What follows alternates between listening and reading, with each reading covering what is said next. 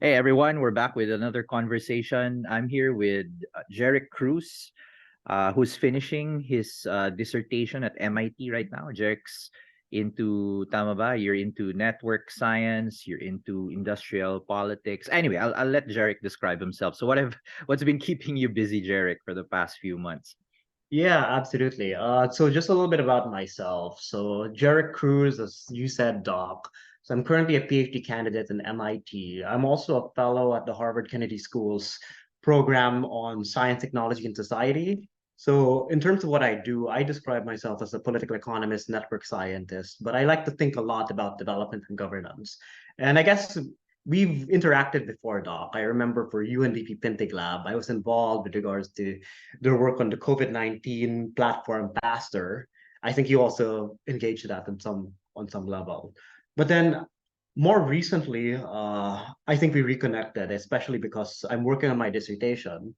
And the dissertation ultimately looks at the origins and the governance foundations of what we call the knowledge economy in the developing world. And we're talking about things like software, we're talking about things like data analytics, more recently AI.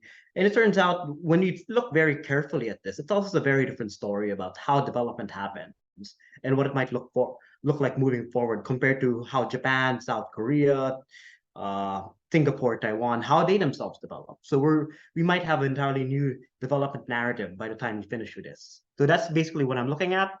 And I think the Philippines has a lot of interesting things to share on that broader narrative.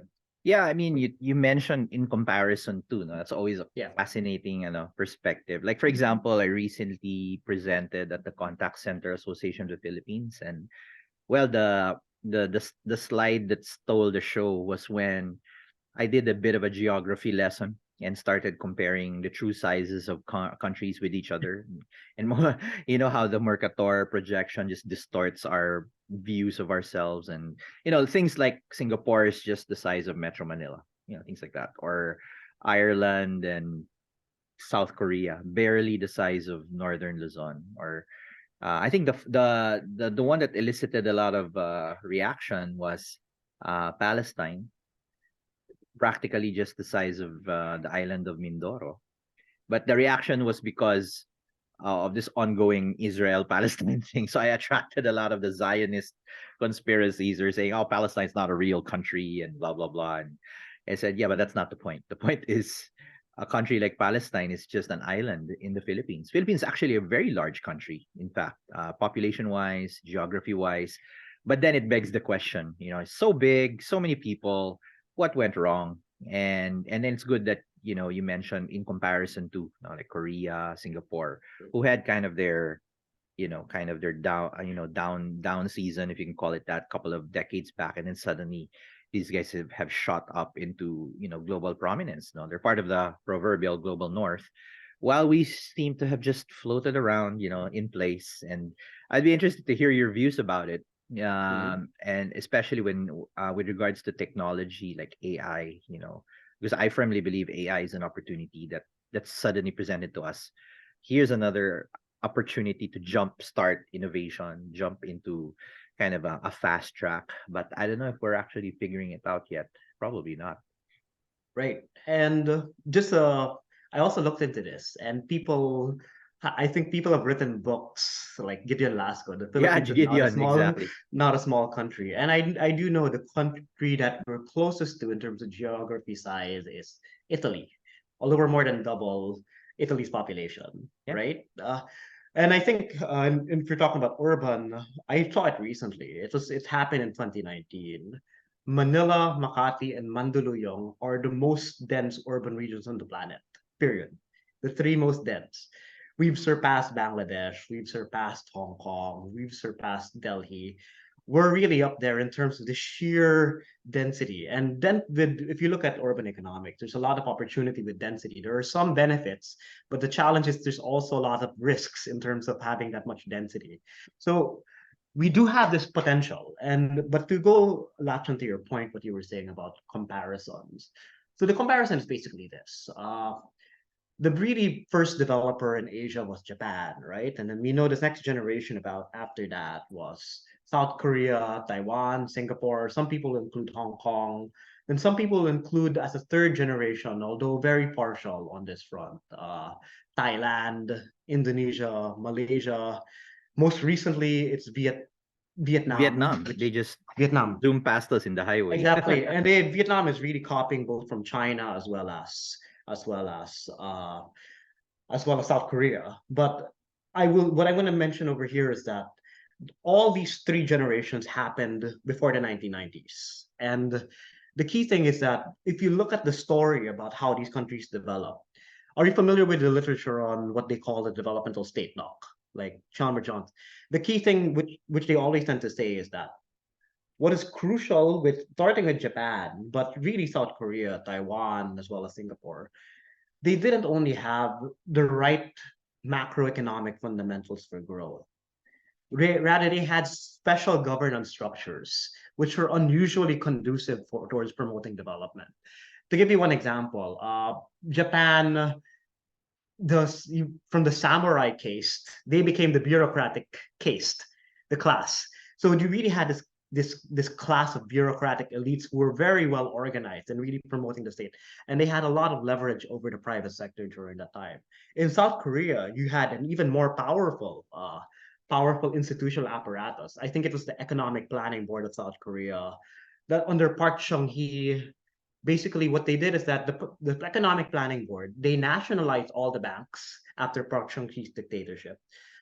So what happens is they controlled private finance, they controlled all the government banks, they controlled the government budget.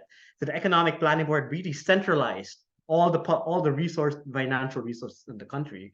And if you know Singapore seems like a free market economy on the surface, but you look beneath the surface, I think it was Paul Krugman who describes it in the 1990s. It's the epitome of Lenin-Stalin's economics in the sense of the degree of government intervention on that front.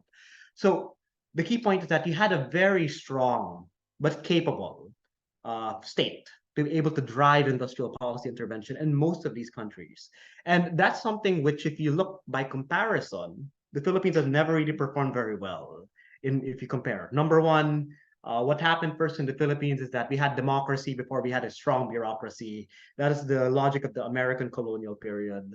Number two, in terms of industrial policy, we did try, but the problem is during the Marcos period, industrial policy became conflated with plunder and the kleptocratic regime. So we swung in the complete opposite direction. That if industrial policy means grand scale corruption, we want to dispense with industrial policy altogether because it's the state intervening in the economy. Our experience is that that leads to the collapse of our economy during the Marcos period. So we were the most extreme in the Asia region, like from being one of those which were more industrialized, complete government neglect of intervening in the economy during that period. So the key thing is that that's the traditional story. You had a very strong state, a strong, capable, meritocratic state, plus a very dynamic and effective industrial policy program. But what's interesting is that when you look at the knowledge economy. And when I talk about knowledge economy, like services, we're talking about the rise of India as a software powerhouse. We're also talking about the rise of China in many ways. And not only China as a manufacturing powerhouse, but China with regard to things such as finance, engineering services, so on and so forth. A very different picture emerges. And even the Philippines as a center for software and call center services. A very different picture emerges from all of this. And to be able to thrive, the key thing which changes from the past periods, like before the 1980s to the 1990s, is really the rapidity of technological change. And that's something which has changed dramatically. And to have a strong, capable state, which is implementing an industrial policy effectively, generally your technology needs to be stable because during that period, basically what you want to do is that you have a tunnel vision and then you want to move up the value chain as fast as possible. But what happens when the value chains themselves are changing? What happens when suddenly digitalization completely shakes up value chains? So even the people in the private sector don't know what things are going to be like in 10 years, much less 5 years or even next year. And I think that latter characterization is what tends to happen, what's happening now with regards to AI. We don't know. The technology is evolving so fast. And it's not just AI. We're talking about the fourth industrial revolution. We're talking about things such as big data analytics, cloud computing, blockchain, all of this happening at once. And to expect this thing, a, a, a group of elite bureaucrats to be on top and to understand everything, that placed exponential demand, and very, very few governments are able to do that. And the only one which I can imagine which can do that is Singapore at this point in time. But even in China, the elite government bureaucrats do not have they're not on top of that. So if you look at a lot of the patterns and which countries have been able to successfully diversify into these high value knowledge intensive services, and what do I mean by that? I'm talking about things such as, you know, consulting. I'm talking about software services. I'm talking about analytics, AI services, professional scientific services. Some people will also include finance in this.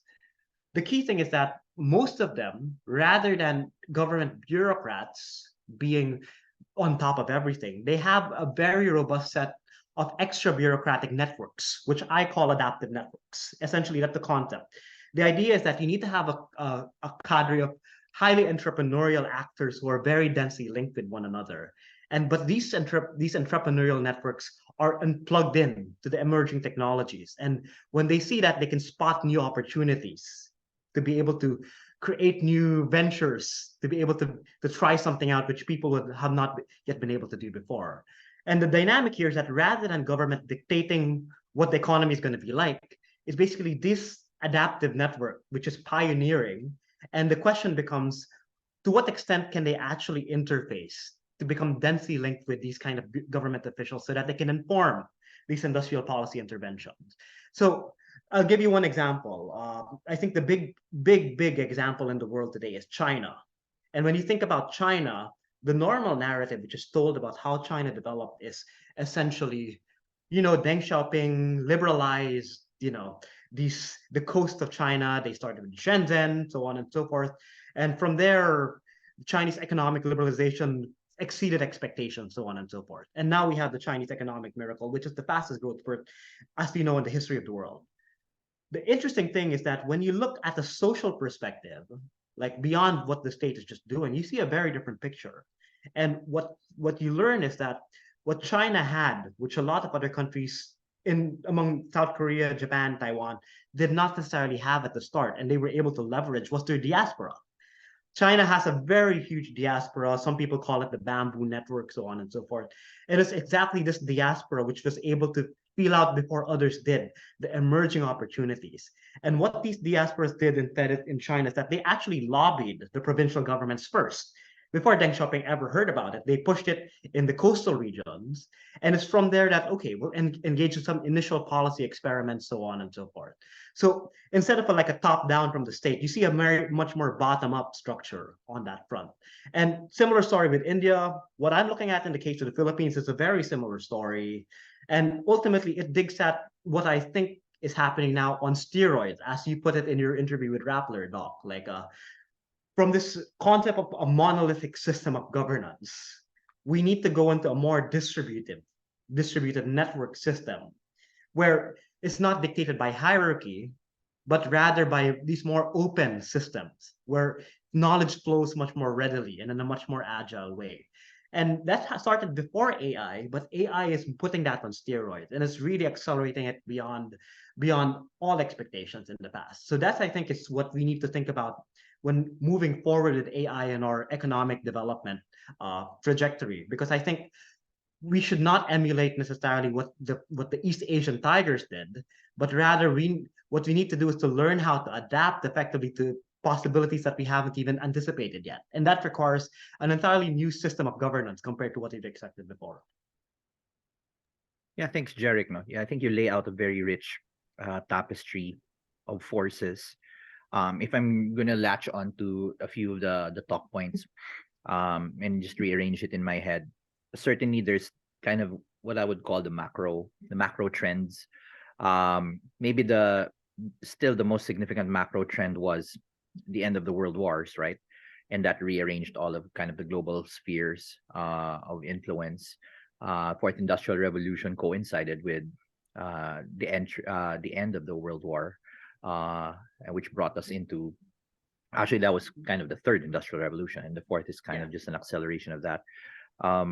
So I was actually talking about how current trends towards distributed systems is a reaction to that kind of that collective trauma. Like the whole world is devastated, and everything that happened from that moment on was primarily US led, very monolithic.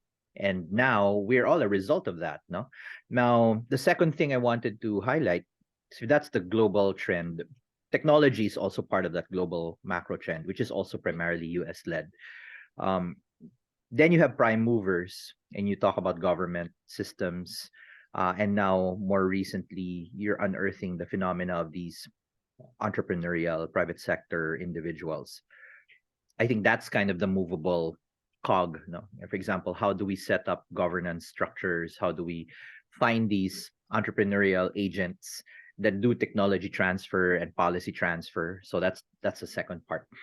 And then I'm also curious suddenly about maybe a third dimension, which is if you do comparisons, we started with comparisons. There's many avenues for comparison. One is, I don't know if cultural is a dimension that's worth getting into.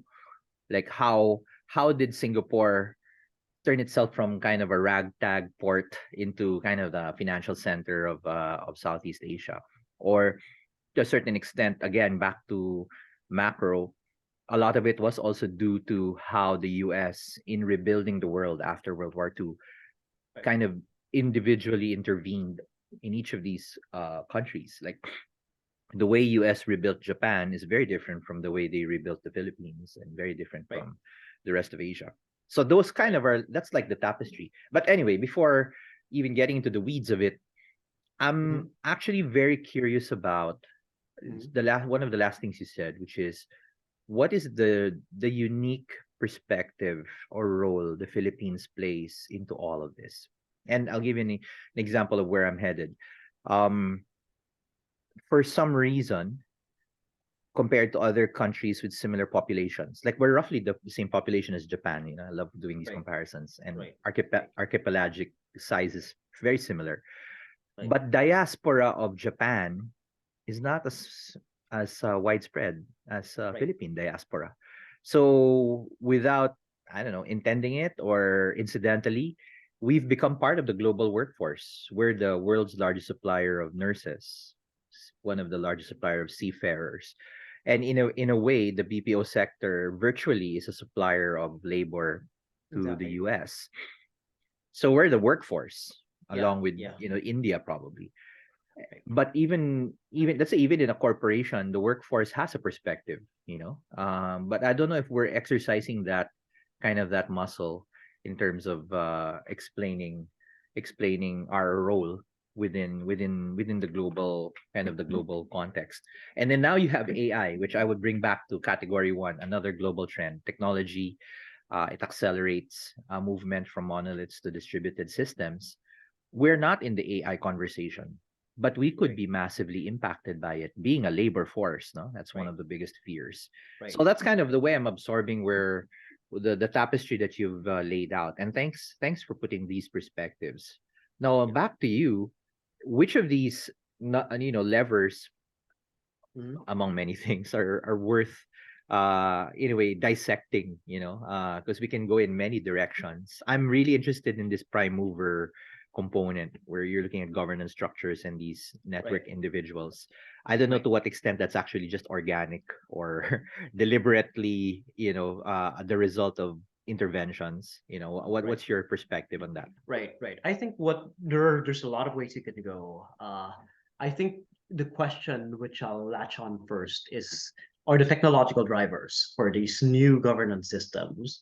And from there, we'll be able to go into what the Philippines experience has to say, and that in conversation with other country experiences. But I think one key item, which I think a lot of governance structures, it tends to mimic what's happening in the economy, right? And when you talk about the kind of monolithic structure of bureaucracy and how to prove conducive is ultimately dictated, okay, if we're talking about economic intervention, what are the kind of firms that we have? How do they have their competitive advantage?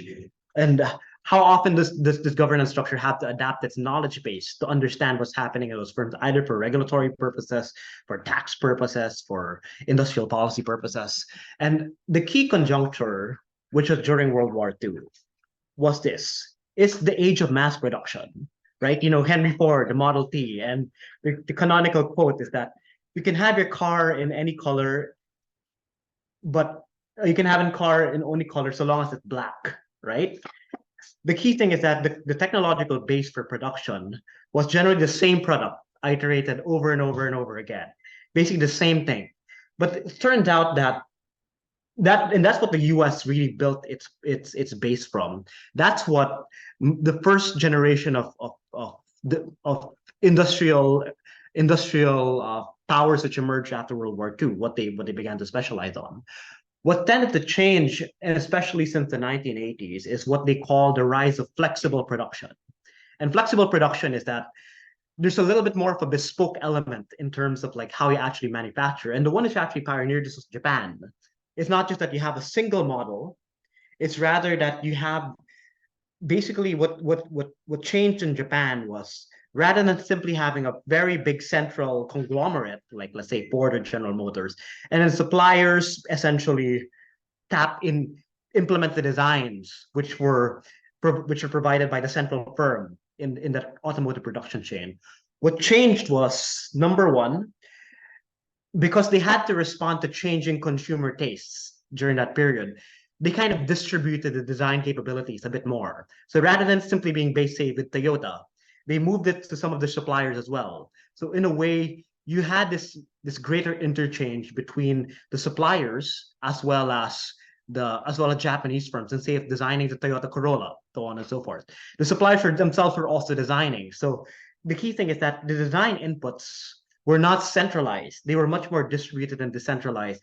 And it turns out this gave Japanese firms a competitive advantage. And that's why, you know, by the time they were able to go into the US market in the 1980s, I'm not sure if you were able to remember during the time, but people were saying Japan was going to become the most powerful economy in the world. Yeah, I remember that. Shortly Right? before the Kobe earthquake or something, The they were on Kobe the earthquake. ascendant. Yeah. Exactly. And that's the story of Japan. So Japan pioneered that system of flexible production, and they really put the United States on its toes for some time. Of course, after that, there was a recession in Japan. But the key thing is that this legacy, that distributing your capabilities across a wider network of both firms and suppliers, that stuck. And that basically still underpins what's happening today. Now, when it comes to services, one really important feature of services, especially say IT services, is which parallels this, and I think Ben Tehanke mentioned it in the previous talk of yours, is this concept of an open innovation system. And the logic of this open innovation system is that when you have like a firm, let's say Microsoft, Xerox, back then Xerox, now Google, the nature of the innovations that need to happen, the capabilities are distributed. They're not all housed within one firm. They're oftentimes dispersed about numerous organizations. And the key thing is that if you actually want to bring those capabilities needed to be able to come up with new innovations, you need to reach beyond the domain of the firm. So an open innovation system is basically before you actually uh, go into a competitive phase, like you produce a product, you oftentimes interface very intensely with people from other firms in a broader social network, that kind of thing. And this is if you think about it, the spirit of hackathons today, that came from this open innovation network concept. It's the idea that an engineer, say in Microsoft or Google, they're having a problem, they can't solve it in their organization. They put it on a bulletin board or a forum or a messenger group or a Slack nowadays, which is accessible to people from other firms. And basically, people pool together their competencies across organizational boundaries to be able to to engage in these creative problem solving processes. So that I think is very crucial with regards to open innovation system. To be able to move forward, you can't operate simply as a single firm. You need to be interlinked in a broader network of actors, all of whom have different things to contribute, and that's happening in the private sector. The thing which we haven't seen yet is that to what extent are we going to see this happening in the public sector as well? And I think what's happening now is that we're only beginning to see certain aspects of this emerge in the public sector. But one surprising benefit, and this is the thing which I think the Philippines has been surprisingly good at, is when we normally think about the Philippines, we oftentimes think, well, we have a very weak government, right? We have a very fragmented government. We have a very porous, uh, oftentimes non well institutionalized government, and that's always something that we've seen as a as a hindrance or something holding us back, a binding constraint on our growth. When you think about it instead from this perspective, that oftentimes no actor will be able to possess all the knowledge needed to be able to move forward. Actually, having fragmentation can have these kind of benefits also, in that you have a more distributed system. And basically, what I'm finding out is that the story of the emergence of the BPO industry in the Philippines benefited a little bit from that dynamic. You had a lot of high skilled Filipinos who were working in the US, and they needed to be able to promote. They had this idea, this inkling that the Philippines could actually be a player in this, that we had what it needed, that people could actually provide services to the US using new digital technologies. But rather than having a centralized system, instead, the Philippines had a very decentralized, fragmented system in terms of its system of government, and that provided opportunities for them to find new channels to be able to collaborate in government. And one thing which I want to point out is, if you look at the investment promotion, because if you think about the BPO industry, the number one agency which used to control the provision of investment incentives is the Board of Investments, right? If you look at studies about the Board of Investments, it has been there for a long time. It's there during the Marcos period. It's generally been seen as a captured agency. It's usually the big players, domestic conglomerates, or old multinationals which are there, and they have a leg up in terms of getting these kind of incentives. What happened in the 1990s, by contrast, is that you had a kind of explosion during the Ramos period of all these new investment promotion agencies in the Philippines. And to give you one example, Philippine Economic Zone Authority, you had Subic, you had Clark, you had all these echo zones all around the place. And basically, this new investment promotion gave people in the BPO industry more opportunities to be able to, okay, we'll try an experiment with this one in PEZA. And I think where they were able to succeed very, very well was when they came up with this new idea. I think it was Morojas talking with other people across multinationals as well as other diaspora members and industry pioneers at the time. What if instead of having an industrial park, which occupies several hectares of land, we allow BPOs, we allow special economic zones to be designated as single floor or even single room, spaces. So that was for me, and what I understand in terms of policy innovation, that was the thing which paved way for the BPO industry. But note the story here. Number one, Marjas and many other people in the founding figures of the BPO industry had previously worked in the US, UK, Australia, so on and so forth. Then they were able to leverage this new fragmented investment bureaucracy. In this case, PEZA was the key one, and that's what actually paved way for the rapid emergence of the sector, as far as I'm aware. It turns out this is not just a Philippine story. This happens in China. I talked about the story of local government in China. It happened in India. I can tell you another story where the story of Bangalore as the call center and IT BPO hub of India. It wasn't the brainchild of somebody in government. What happens is that it was apparently a return migrant in India who had worked in Westinghouse and General Electric, and from his work experience there in the US, came up with this idea, why don't we have a Silicon Valley here in India? But he tried to pitch this idea to the federal government in India. Obviously, these ones were captured. So he instead approached the state government of Kartanaka. And it turned out the state government was able to be much more adaptive and flexible and also more receptive to him. I mean, why don't you just try it? We're poor as a country, as a state anyway. Might as well try it out. From that first one where they created this new industrial park, it's called Electronic Cities. That is the beginning of Bangalore's emergence as India's high-tech hub and so on and so forth. You can see also counterexamples. I mean, I talked about the Philippines, China, India.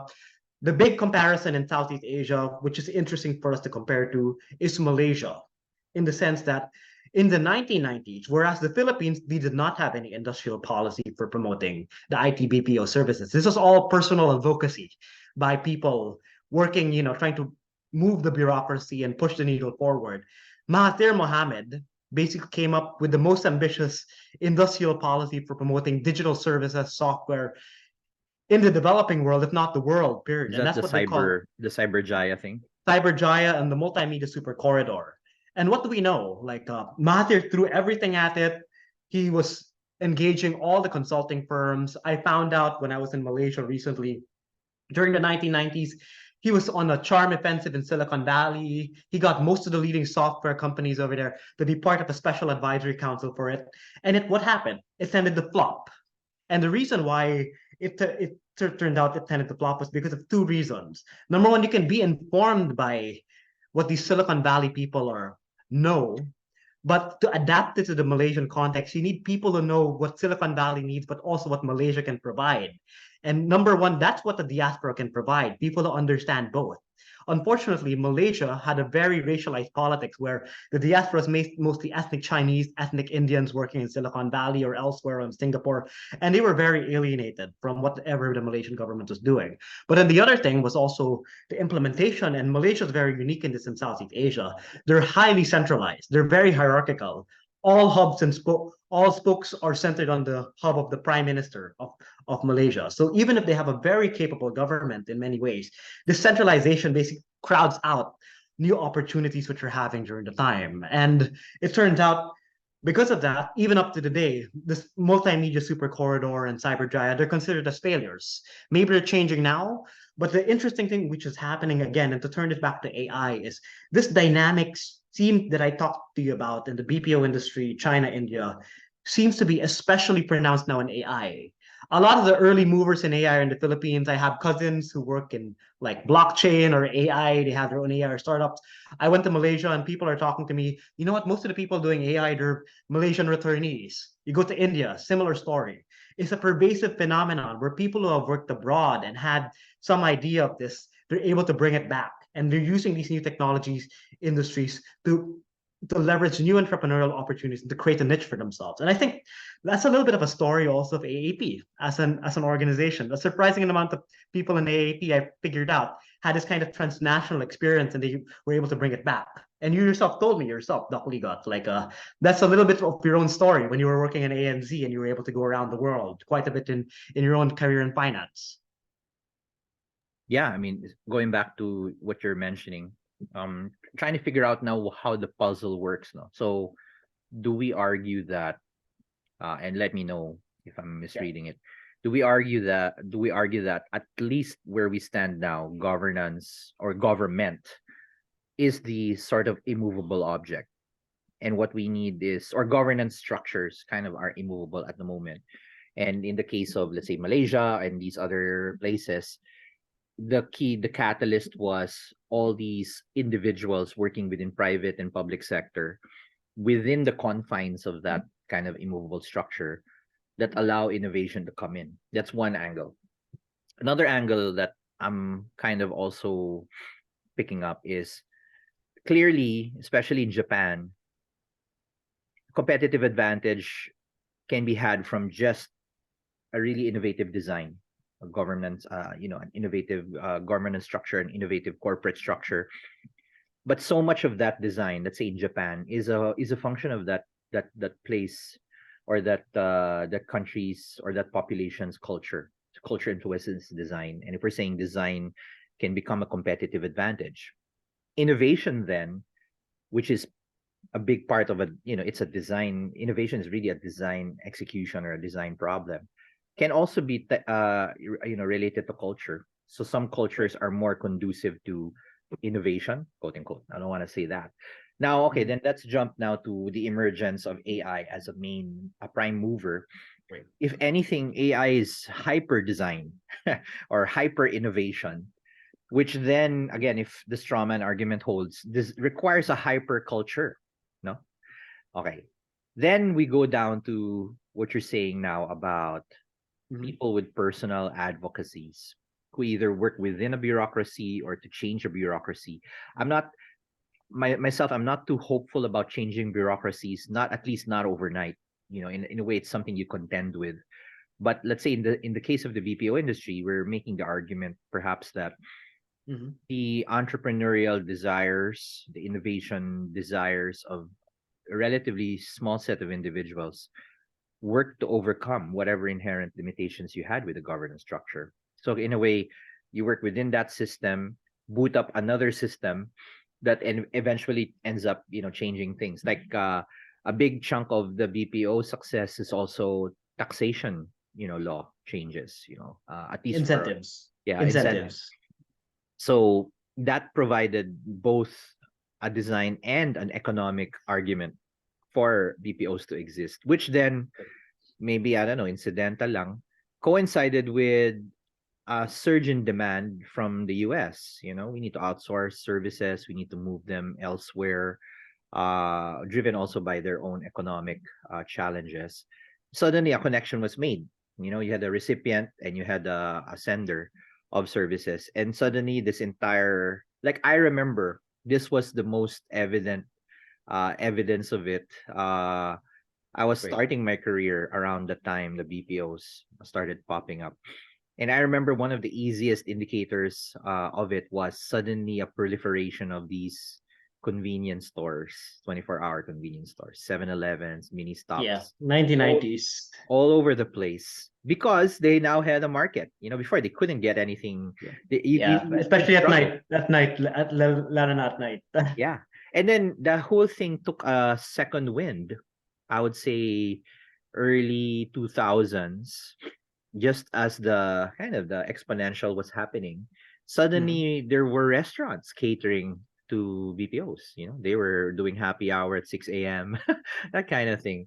And the whole thing just expanded and expanded from there. So if those conditions are replicated and AI is yet another trend, that would be awesome because we did that pretty much powered Philippine economic growth for conceivably the next 20 years, when Right. that started. And then now we're kind of hitting that plateau post pandemic. Our economic numbers are not looking good. Right. Could be Right. global as well. So to borrow from Ben Tehanki, we need another shot of adrenaline. And AI could be that shot. But do we have the same conditions or similar analogous conditions for AI that we had for BPOs? I don't know the answer to that. And am I reading it right? Is that kind Right, of right. the There's puzzle? there's several different layers in what you mentioned, and I guess this is a good point to see from looking back towards looking forward, right? So I think the first thing which I'll mention is in terms of working with what we have, absolutely, you cannot change institutions overnight, right? And there is a school of thought in economics and in political economy, the likes of Darren Eshengoglu, your fates were determined during your when you got colonized. Essentially, you chose the wrong colonizer. Obviously, the irony there is that who chooses what they want to be colonized by, right? But the key thing is, and I think this is the key item. Like when you think about institutions, I think the problem with institutions and organizations is that they can be too blocky a unit of understanding how these processes work. That's to say, organizations work, institutions work, but on a day-to-day basis, it's people and social interactions and social relationships within those organizations which actually make them work. So the key thing is that can you create these new groups of people in political science, the term we like to use, coalitions, which can reorient institutions and organizations as opportunities from constraints. And here's the way to think about it. Like if you think about the school of thought in the Philippines that we're poor because we lack bad institutions, right? So would the solution for that, would that be we change our institutions overnight and then everything would be okay? I think it would be, you've seen a lot of examples where you try to transplant institutions from abroad and it works very differently because you have this grafting of a formal institution, but the informal dynamics are still the same as before. So I think the key thing is that finding groups of people, coalitions that form out of these networks that can actually reorient these kind of quote unquote bad or weak institutions into an opportunity. And that, I think, is the kind of mindset. How can you turn a constraint into an opportunity? And I think the key best example really of this is China, in the sense that there's a fascinating book. It's by Yuan Ang, and the name of the book is How China Escaped the Poverty Trap. And if you think about China, China defies all what many of these people think is good institutions. Like, it doesn't really have rule of law. It doesn't have sound property rights. It doesn't really have. It doesn't really have a lot of the very well guided industrial policies. It's a very dominated by state-owned enterprise at the top level. But nonetheless, it worked out, in the case of China. And the reason why she traces this out is because in the case of China, she doesn't look at the role of diasporas, but on the side of the bureaucracies, what they were able to do is that they started first with their own personal social networks to be able to draw in new opportunities, especially with regards to foreign direct investment and so on and so forth. So in the case of the Philippines, the principle that we should start with is, okay, we may not have perfect institutions, but honestly, in the world, which country does? No country does. So the key thing is that given the imperfect set of institutions that we have, how can we reuse some of them, even if they're imperfect, to as a jump off point for doing better? And in the case of, I think, the ecosystem for governance, and I've had some conversations with this with some BPO industry players.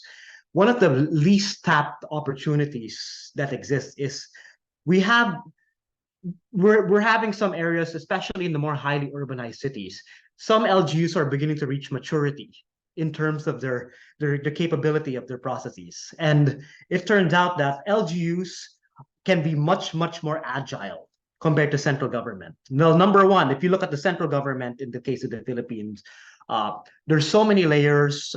It's extremely prone to interference. It'll take you months to be able to get approval, so on and so forth. If you're talking about a big undertaking, oftentimes, this congressman will have people and appointees placed in different areas. And on top of that, ever since the PDAP scandal and the DAP scandal, national bureaucrats are scared of losing their pension because of being audited, so on and so forth. Very different story at the local government level. And I think a lot of BPO industry players are beginning to explore this opportunity. Can we try to leverage, newer emerging players in terms of agility and promoting innovations, some such as Quezon City, Pasig, so on and so forth? Can you try to replicate that experience elsewhere? The single constraint is having a good politician, a good local chief executive over there. But once you solve that constraint, LGUs can provide a lot of support, especially needed for this kind of sector to thrive. But more than that, I think that when you talk about the ecosystem for innovation, what I think is oftentimes it's a useful heuristic to talk about, like this triple helix model. Like, you think on a sectoral basis, like public sector, private sector, academia, and so on and so forth. But I think we need to go beyond that, thinking about not simply having these big blocky organizational change. We need to look at the kind of networks which form across these sectors. And when you think about it in terms of whether you have dense network connections between all of them, then you have a very different story which tends to emerge, because you can have government and private sector meeting in terms of like a formal deliberation council. Private public partnerships. Exactly. Kind of yeah. But a lot of innovation and collaboration, it happens in a lot of informal conversations that people tend to have. Like, suddenly you're just talking and then suddenly you get this idea, you reach out to them. And I know the story also happened with the BPO industry. Like, during the 2000s, especially, my dad is a graduate from Ateneo High. And a lot of his alumni friends in the US, and this is how these conversations start. Like, say, they send, like, they have a batch listserv, and this conversation starts from there. There's this new emerging sector in the US, and I think there's an opportunity. Does anybody want to join us in something like this? And they were talking during the time about medical transcription, right? This is like in the 2000s. Lo and behold, 20 years later, it's one of the biggest BPO sectors in the country. And this started from these kind of informal mailing lists and informal email conversations that were happening during the time. That's the kind of interaction that we want to have, especially for a good innovation ecosystem to happen. It's not simply bringing public and private sector into the room. It's promoting this culture of continuing exchange and collaboration between all three sectors. And I think that's better encapsulated with this concept of a network. Now, moving forward, one thing which I do think is a little bit of a benefit in the Philippines, which we don't necessarily, which we tend to see as a bad thing, and it can have negative impacts, but it can also be positive. It's the fact that, especially at the top level, bureaucracy is very fluid. You have appointees all the time, right? The key thing is that obviously you can put bad people there, but the nice thing with having that is that if you think about appointees, they all bring with them a new set of social connections each time they go inside. Now, what if you could find a way to what the social connections that these people bring on, you bring that down, you find a way to bring that down a different level to the people that actually stay on at the director level, at the bureaucrat level. So that gives you a device for actually promoting this broader circulation of social ties within the bureaucracy. So we can actually have, if we can actually find a way, like some agencies which have some appointees, but you promote like this deeper cultivation of social ties between people outside in the private sector and inside government, I think that's actually going to be one other way of building on what's normally seen as a weakness in the Philippines and using that as an opportunity also. And we can go from there into like, okay, are we able to adapt to uh the new challenges of AI? For me, my understanding is that if you look at the level of social networks, there are issues in the sense that in terms of financing, like for startups, so on and so forth, they've begun to be addressed. But generally, my understanding is that it's oftentimes very difficult to kind of like grow a new cluster of tech firms here in the Philippines because uh, finance can be challenging to secure. But if you're talking about people who are well placed, like a broader radar or a listening network for what the technological changes are. The Philippines is very, very advanced in that regard. And we actually have some of the biggest, in terms of country representation in Silicon Valley. I was a little bit surprised. There's a study 2015 by Bloomberg. I think we're number three globally. It's like Mexico, India, maybe Then three or four. Philippines. Mm. Mexico, India, China, Philippines. We're up there. We're up there. We have a very, very wide reach in terms of our because of our diaspora. And I think if we agree that social networks are extremely crucial to pick up on these new emerging areas which have not yet been formalized or codified, then we are actually very well positioned over there. The key question is, are we able to turn the constraints that we normally see in our governance system into some kind of opportunity? And that requires a creative shift in mindset among people who are working with government also. Do you see the network phenomena? Obviously, there is one as more of a symptom, or is it actually uh I mean, to put it bluntly, is it actually a tool? Can we engineer it? Because if we're making the implicit connection between whenever you have these networks start to form and at some point comes critical mass, the outcomes can be very beneficial irrespective of the environment, right? So even if you have a very restrictive bureaucracy, even if you have, even in bad economic environments, the moment you have all these players coalescing in a certain venue, then you have suddenly a BPO. As a result. So I'm trying to figure out, is that the tool that we need to manage, or is that more of a symptom, just like, you see that as a barometer, and hey, look, there seems to be networks forming here, whether, or maybe organically or for some reason, then we have to yet resort to another tool to then trigger that network into, development. I don't know, how would you see the I network? see it as both. I see it both. It's both something engineered, but it's also something as a symptom. And I Mm, would say the current generation of like high skilled the Philippines high skilled diaspora, the real reason I think why it really expanded was because of the Marcos period in the case yeah. of the Philippines, right? Dictatorship, people go abroad. They see the Philippines as not being very promising.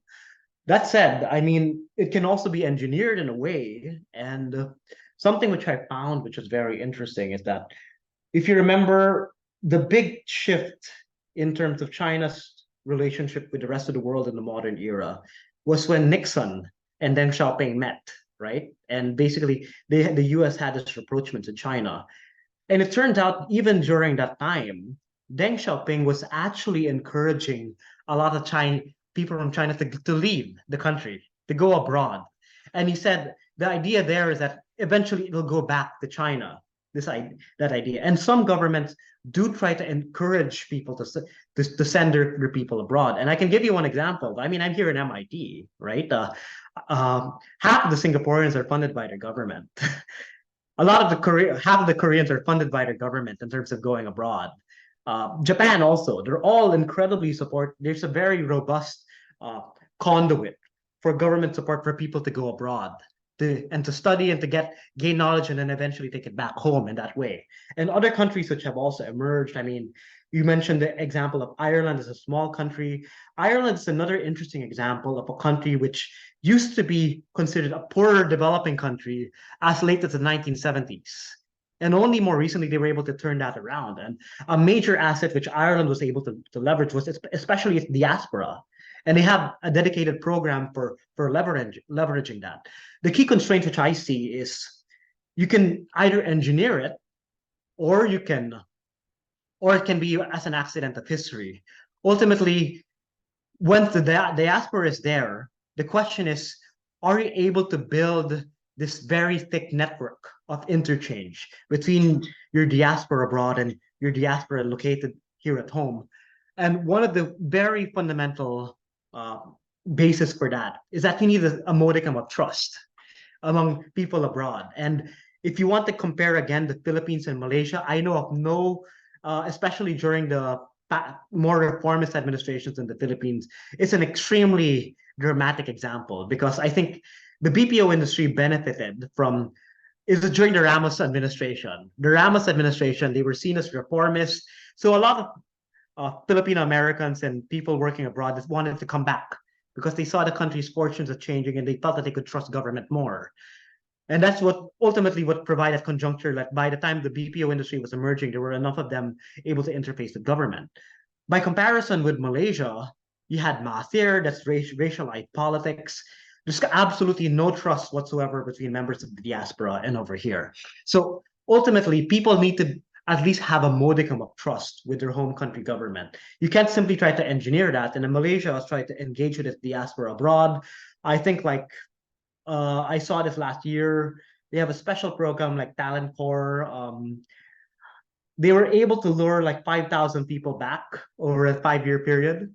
I don't think that's very large if you think about it in terms of like a critical mass of professional. That's very small. But I do think in the case of the Philippines, there's a much bigger scope for growth in terms of engaging with these transnational social networks because the only program which I know of in the case of the Philippines where we try to engage with our diaspora abroad is the Balik Scientist Program, right? That's DOST. I don't know of others which exist. Maybe you may know of them. But the key thing is that there's a lot of scope for this. It doesn't only need to happen with science and engineering. We also need to bring people back also in the enterprise sector, also with regards to facilitating other areas of innovation which go beyond just the engineering side. So there's a lot of scope for promoting that kind of interchange. So going back to your question, is it a symptom or a cause?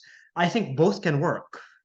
But ultimately, is there this environment which promotes this kind of very dense connections between people working in government, people at home, and in the diaspora? And I feel that uh, in the Philippines, we've been able to achieve that relatively, in a somewhat staccato fashion because it really seems that the big determinant of that is having a more reformist administration during that period. Yeah, I'm just thinking out loud, no, and I'll be arguing for the AI adoption as a Mhm. or AI Mhm. as the catalyst or AI as the kind of the new thing. Similar to BPOs, if we can replicate structurally how that works, certainly you need the networks, and maybe as you said, it's both. We search for where networks are already organically forming naturally, Mhm. and then look to accelerate it. So let's put that. So I'll call that coalition or Right, structural right, phenomena. Okay. right, Another component is skills. right, We needed skills or reorientation for the BPOs to occur, changes in hiring, policies to go for senior high school as opposed to just all right. college. So skills is big, and we had some early indicators of potential with Project Sparta for analytics. That was a DOST funded initiative. So I'll put that alongside that Balik scientist kind of structure. One Right. is Right. homegrown skills, and the other one is skills transfer, bring them back home. A third component that I Mhm. see similarly would be, I guess, the regulatory framework. We needed PEZA to exist. We Yeah. needed incentives. Mhm. We need a law to cover AI. And then Mhm. lastly, similar to BPOs and maybe closely related to regulation, the whole life hack of allowing buildings as PEZA zones, Great.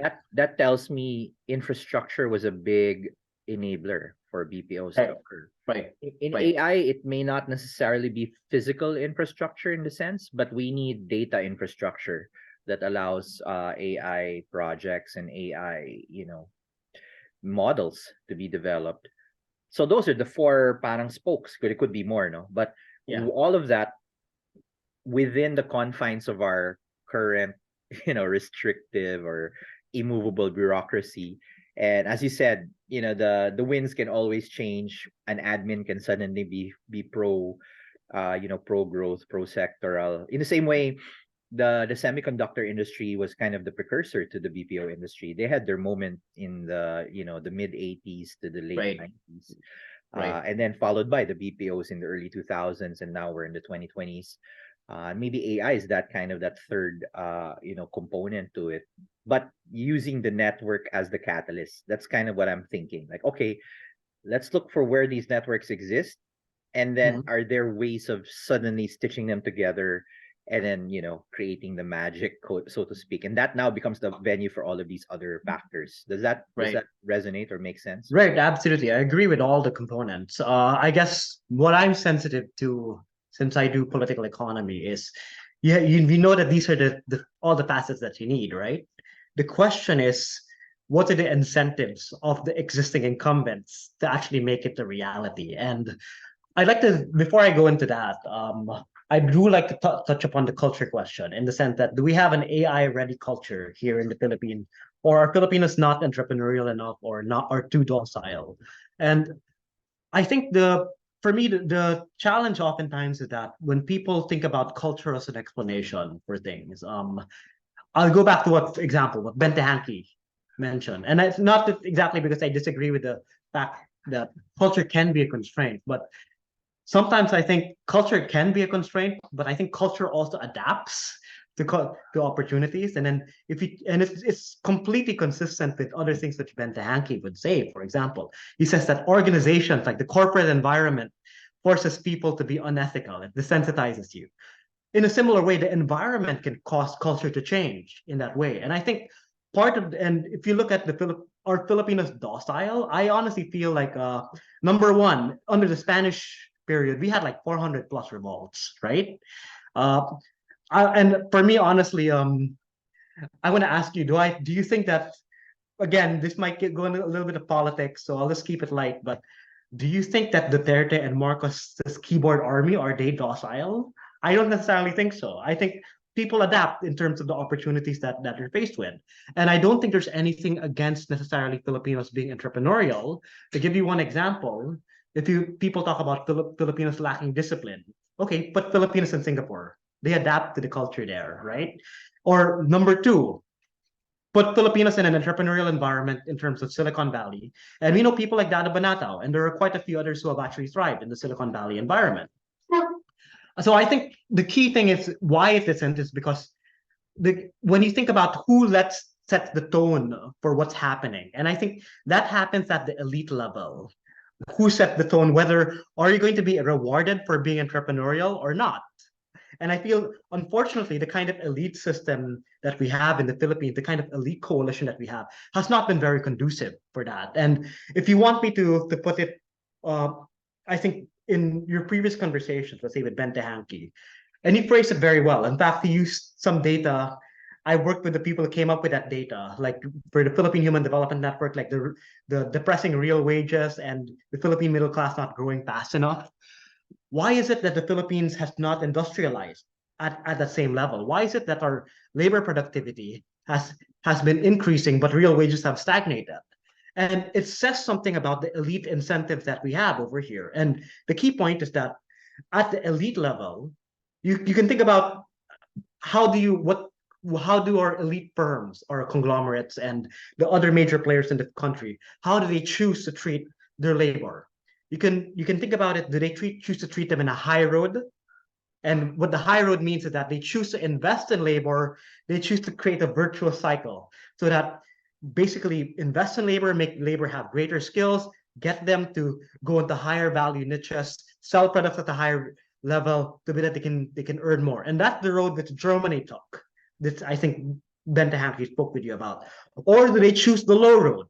And the low road is that as competition goes up, the response is to cut benefits, cut wages to stay competitive. So basically, you try to undermine labor so that you can keep beneficial and keep your competitive position. And it's very for me. And when I take a look at what's happened in the case of the Philippines, like in terms of real wages and so on and so forth, and broader working conditions, it's very clear what path our elites have taken. They've generally chosen the low road in terms of how we choose to work with labor. And that's something which I think has to change in terms of our elite incentive. It's not so much just institutions, it's ultimately what do the elite of Philippine society choose? And I think we have the talent, we have many of the building blocks. The question is, how do we create a new elite coalition which is oriented in a different way? And I want to link this back to what happened with regards to why do you think South Korea, Taiwan, and so on and so forth, why do they benefit, and why did they choose to go on that higher road while the Philippines did not go on that road? And I think one major reason, which is one conjunctural, non-repeatable historical factor, but it's something we can take some lessons from because I think there's a context over here. If you look at South Korea, you take a look at Japan, you take a look at China, you take a look at Vietnam, Singapore, all of them as a country faced existential threats. They oftentimes had either colonial powers or another country nearby which wanted to invade them, so on and so forth. So this forced the elites to discipline themselves somewhat because if they could not get their act together and think in a forward-looking fashion, they had a real risk of being invaded or being taken out of the sovereignty game altogether. In the case of the Philippines, we never had to worry about that because we had a big security game blanket called the United States, right? We never had to worry about it. Vietnam has to worry about it. We never, because we were the colony of the US in that particular case. That said, we do have an opportunity in the sense that if we're thinking about can we try to motivate our elites to becoming more to get the Philippines to stand on its own, like against like the new emerging power and bully in the region, China. That could also be an incentive, or if we can find other incentives in that respect to be able to ensure that we'll have a strong foothold. That's something thus far what I've seen from what you've seen over the past two administrations is that most of our elites prefer to defer to a higher power, either on the China side or on the US side. But if you can find a group of elites who just basically have the chutzpah to try to force the Philippines to move along the self-standing path. That's what I think is for something which could kind of discipline our elites to aligning themselves in that high road path. Yeah, I remember that chart. That was a very compelling chart in my chat with Ben. It still haunts me. The fact that we're getting growth, but wages are flat.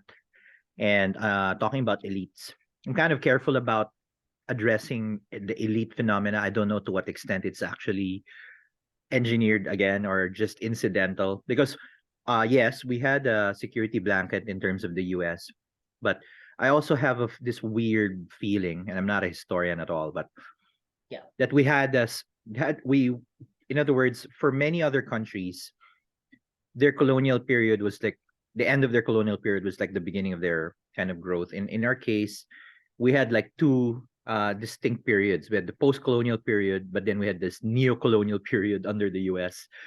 So Spain left, the US is here, and then we had World War II. So you had this like two interrupted periods of what would have been, kind of a good trajectory towards something mature. And I just incidentally post-war, the US was busy with pretty much everyone else. So we're kind of left to our own devices to build. And then we had the Marcos era also. So then another interruption. We have these weird interruptions, that's unparalleled anywhere else in Southeast Asia. For them, they just had these long periods, either pre or post. So I think that might be a contributor. But going back to the elites, I don't Right. know to what extent as well they're actually aware or educated about the difference between kind of their current mode, as you said, very extractive, I would call it extractive economies, where they get rich at the expense of labor. So that's why if wages are flat, you're growing. The difference is the elite making more money, right?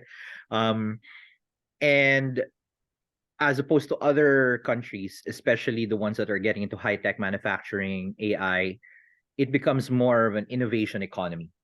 So it's less about extracting at the expense of labor. It's about creating value. Right. Uh, Together with yeah, labor. yeah, and then you have exponential value. Everyone gets rich, basically. The labor gets rich, the owners get rich. This is different, and it's reflective of the like. I keep making an anecdote about, in any other country, the big companies are technology companies. Software firms. Yeah. Google. While here, the big companies are real estate, Yeah. retail. It's very second Utilities, industrial revolution. Yeah, utilities, yeah, utilities, utilities. So they're all extractive. Nothing new is. centuries. Nothing is getting produced. So I don't want to cut them slack because they have the influence, but I wonder if they're actually aware that they're losing out. Because I want to make the argument that extractive economies are always inferior to kind of the innovation Yeah, type I agree. economies. Because you're on a kind of like on a log scale, you're barely creeping up. Well, innovation economies zoom up. And then we have AI. AI then has I like talking about dystopias and utopias, now has a double-edged blade. If we add AI to an extractive model, it will accelerate the extraction. And that means Bente Hanke keeps talking about human flourishing. They'll come at the expense of humanity. Figure if the elites figure out how AI works and reinforces their existing paradigms. However, on the other hand, BPO is an interesting glitch because that's not an extractive economy in the traditional sense. In other Yes, words, exactly. you have people benefiting from a boom, but they're getting their value from outside the country. So they're like Right. OFW sitting in the Philippines, the way I would argue.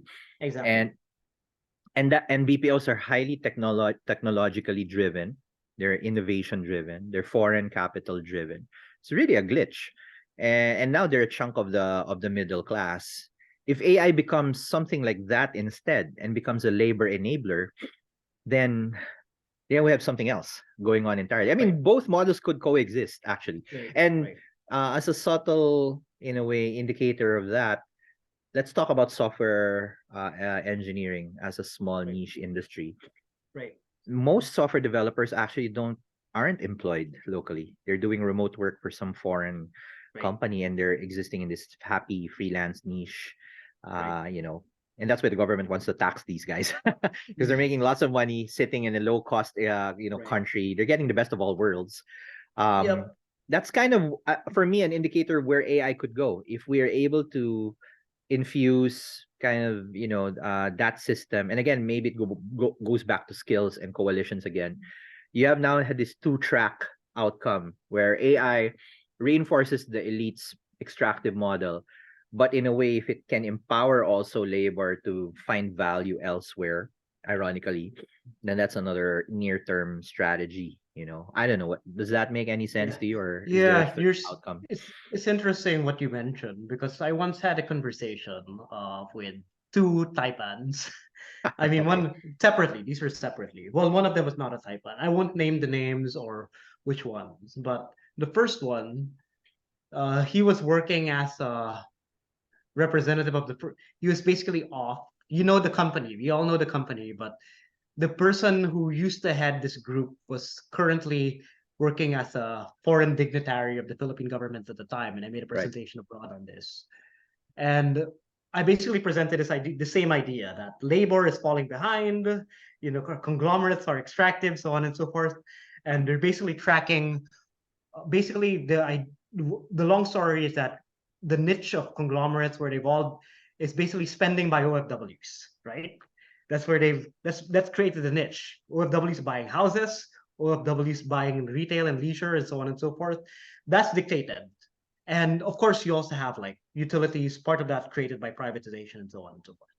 What the guy responded to me is that actually we weren't really thinking about it in an OFW sense. We were just responding to competition at the time.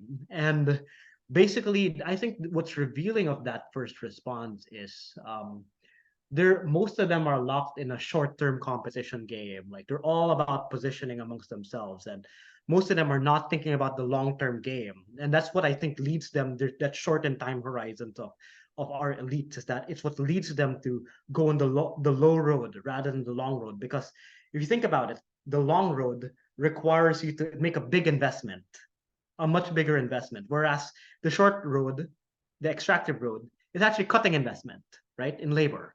So it's easier to cut losses rather than to invest in the future. And I think there are certain factors in the Philippines that make their time horizons very short in that particular. So that's one thing. I think the other thing is that going back to your point on BPO as the glitch, and I think it's crucial. It has something which is very revealing about how we can create a vibrant economy with AI services. And it's this: is that and the story of how the elite got into the BPO industry is Eastwood City and Andrew Tan, as you know, right? Basically, Andrew Tan with the creation of Eastwood City, basically an IT eco park as a mixed use development, that created a way in which you could put together some cut for the elites while also allowing the BPO sector to thrive. That's what I think we're going to have to think about. Like insofar as we're not going to dislodge some of the elites in the immediate, are there ways in which we can actually find a way to synergize what they want with what the opportunities for the AI economy are? If we're thinking about it in a very pragmatic perspective. But what we know with BPO is that once that happened, all the other conglomerates began doing something similar. They began to get invested into the growth of the BPO economy because office space, so on and so forth. I still can see there being some synergy between, you know, real estate, office space development, and some form of AI services. I do wonder, are there other niches where we can develop like some kind of compromise where, okay, elite, you get something, but we need also this new thriving sector to actually invest in our other people, that You know, kind of thing. I'm really liking where we're incidentally heading with this because Mm. it's a paradigm that I've had brief thoughts about long time ago, but now it's coming back. So real estate seems to be a very good proxy for elite dominance because they're landed people to Landed. begin with, It's right? always been the base of power in the Philippines, right? Yeah. And for a brief moment, if you recall, when the telco industry got deregulated, that seemed like the next real estate. You know, if it's not going to be physical land, it's going to be telecommunications, virtual land. And if you remember, there was an early attempt by ABS-CBN to do a virtual mobile operator Right. setup. They were riding on the Globe network, but they were marketing their own thing, and that's an elite play. Okay, we're gonna own a chunk of this telco industry, but I don't know, maybe owing to economics or maybe just bad expert. Buy and tell was another one, right? Yeah. So the Lopez's tried to make a play.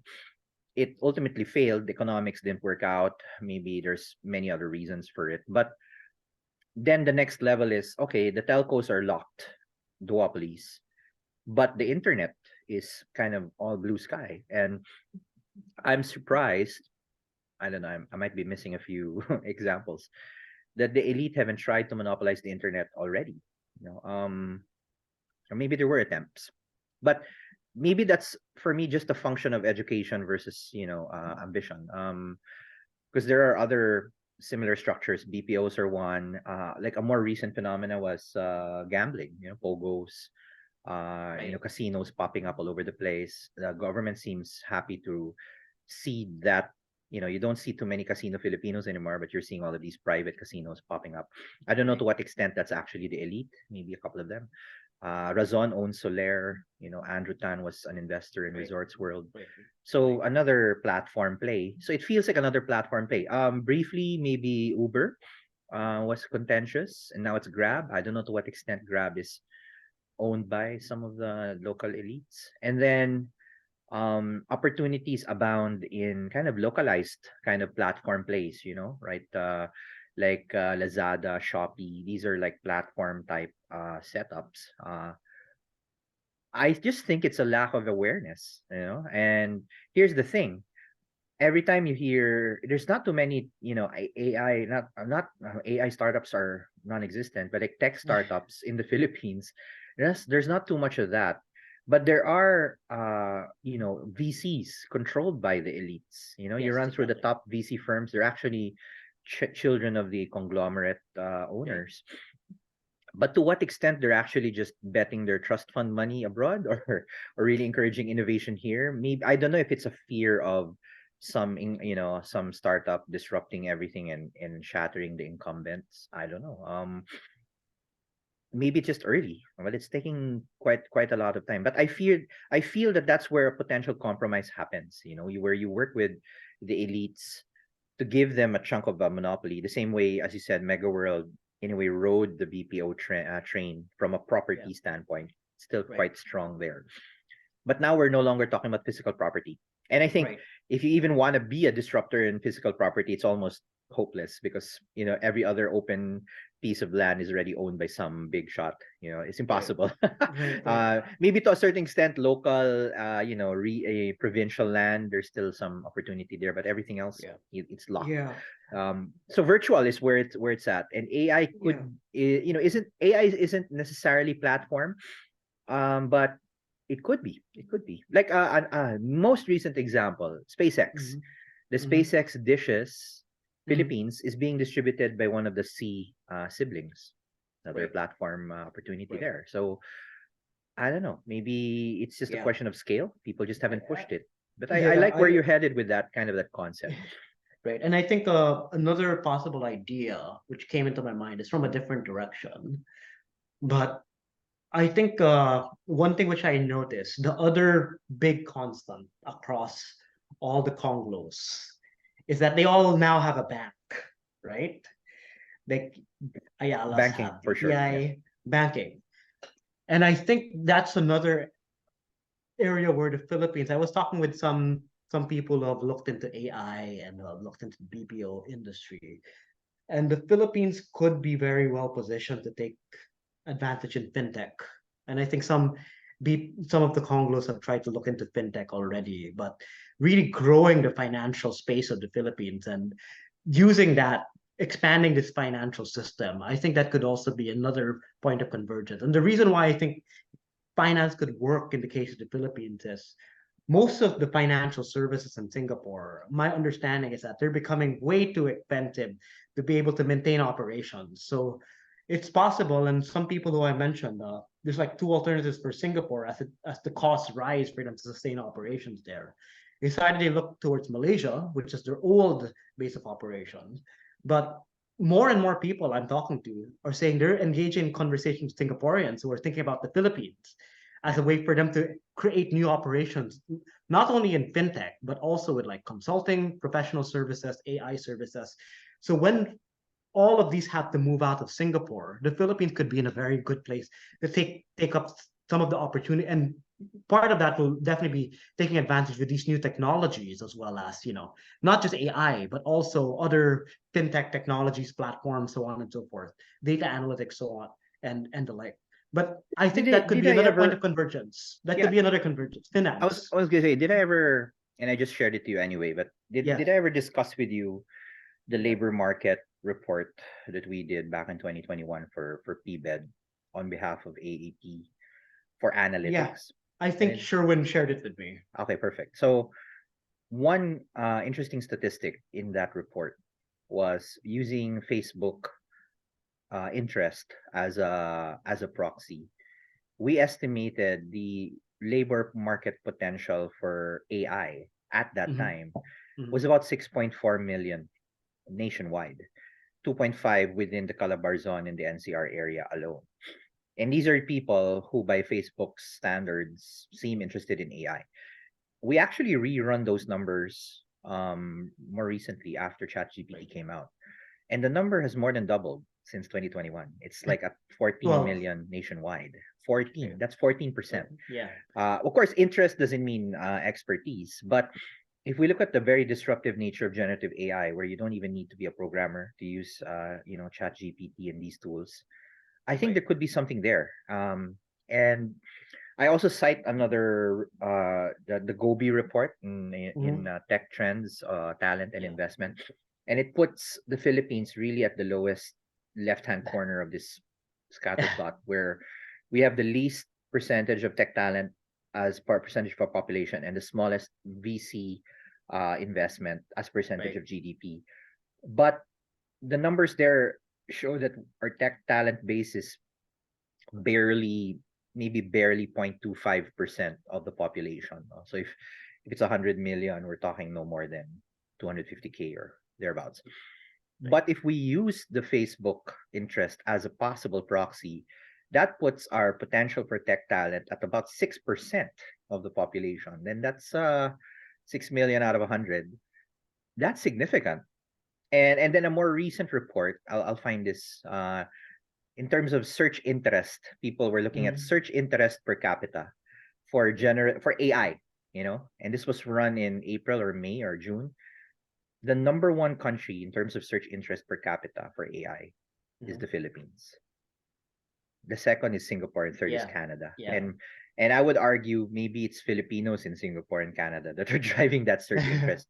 So I don't know if this is a fluke, but AI and Philippines, and then you have this labor base, BPOs, there could be something there. And then what you're arguing about network effects, how it can, short circuit, an otherwise locked bureaucracy. There could be something there. And anyway, that's a personal interest of mine because uh, that Gobi report said talent and investment are linked. You don't know what's causing one, if one is causing the other. But if we look at that relationship of tech talent as a percentage of population, it implies that the GDP potential for AI, if we're able to unlock Yeah. it, will exceed even that of Singapore and Israel. Right. Those are the top two right now. Right. And that excites me. Yeah. I could be like, it could be another economic fiction, tall tales. But of course, if we're able to dissect the problem enough, I don't see any major structural impediments other than possibly the elites who might not want to support it, Right. which just slows Right. it down, actually doesn't stop it. But what if they got involved? And what Right. if we Right. could give them a piece of it, as you said? It's a very Right. political way of putting it. I think I think I don't know enough about the details of this, but I found it also very interesting that, and you might know more about this, Doc. Yeah. But when I was growing up, I saw the mushrooming of IT dedicated schools such as STI and AMA, Yeah. right? And the more that I go back to to the 1990s when it was expanding, it really turns out that ordinary Filipinos were very attuned to the opportunities for overseas employment generated by IT. Yeah. And that's always what I never thought about it when I was growing up. But suddenly you have this click. Like apparently some of the Philippines in terms of like private dedicated schools for or university colleges for training people in information technology. We were apparently a pioneer in that area in the Asia Pacific region. And apparently 1990s that was among the fastest growing sectors in terms of year-on-year growth of enrollment. It was IT. Hmm. I think what you're talking about is that history might be repeating itself in an interesting way over there, that Filipinos are very interested in the opportunities. And I think part of the reason why we are very attuned to these new technologies is the fact that we have a huge overseas diaspora, right? We need these technologies to keeping in touch with our families and that abroad and our cousins or our friends abroad. And that gives us a little bit of more way to soak in all these new opportunities which are coming by. So again, I think that definitely there's going to be a huge interest when it comes to the Philippines. And what the whole story of the BPO sector, particularly the software and the IT element, it's actually been there. we don't normally think of Filipinos as being very STEM savvy, but apparently, eventually, that did not stop us from becoming not maybe not the biggest in the world for software, but we're still a significant provider of offshore and outsourced software services globally. And I know a lot of Filipinos who like from there, as you said, software engineers, they're basically operating internationally in like offshore crowd work and so on and so forth. I think AI is going to be doing something similar if we follow that precedent. The only thing is, what's not yet clear to me is, as we were talking about, what will be it that will get our elites to invest in the growth of that sector? Because the way how it works in the case of the Philippines is that you can get government to to move forward, but oftentimes a lot of the ones who are actually funding who goes into office, which kind of like shape the influences of the current president of the country, they will come from that economic elite because they're the ones who are helping fund that person's campaign and so on and so forth. So that's a question which that does come to me. Like obviously we do have real estate. You were mentioning telecommunications earlier. I can see finance. Something tells me that there may be some opportunities. I don't know how broad it will be. I know some people have tried to provide uh, education and IT and so on and so forth, uh, but whether that can also provide enough commercial opportunity. But I don't doubt at all that there's a huge opportunity with regard to AI that Filipinos will be in a very well placed position to be able to leverage that opportunity. And my understanding is that already, and I'm not the only one looking into this. I've already heard of another person who noticed that he's kind of like dubbed the AI people. They're the new Illustrados, that kind of thing. Learning things from abroad, bringing it The back, so on and so forth. Illustratus, In tech. uh, in tech. Yeah. Well, hopefully we don't spend most of our time gallivanting in Europe and getting laid as Yeah. the old Well, Illustratus were, yeah, until you finally exactly. realize, hey, look, we should probably just fix the country and come back home. Exactly. And most of these people start out that way, and really enjoying first world living. I mean, yourself being in Yeah. MIT, I'm sure it's a very conducive environment. But then you just look back at where you came from, right? And say, hey, what if we're able to bring a piece of this back home and then cause some change? And Right. yeah, I mean, Right. and maybe it does start with conversations like this. Hey, look, I Right. just realized we've even surpassed the hour, which is even Yeah. good, better than expected. Right. We have to save some for the next conversation, certainly. And I would really want to put you and Ben Tehanki in one chat to talk about the Yeah. economic development potential, and I'm sure your perspectives will jive quite naturally. Mhm. Anything you want to, any parting words for now that you want to leave the Yeah. audience Yeah. before we resume? Absolutely. Absolutely. I think the most important challenge which we have now, and this is with AI as well. We oftentimes think of the Philippines as a country of lacking something, right? Where we had a missed opportunity, we have weak institutions, we have bad politics, we have weak elites. I think part of the big development challenge, and that includes making potential with AI, looking at things which we used to see as bad and seeing the opportunity within them.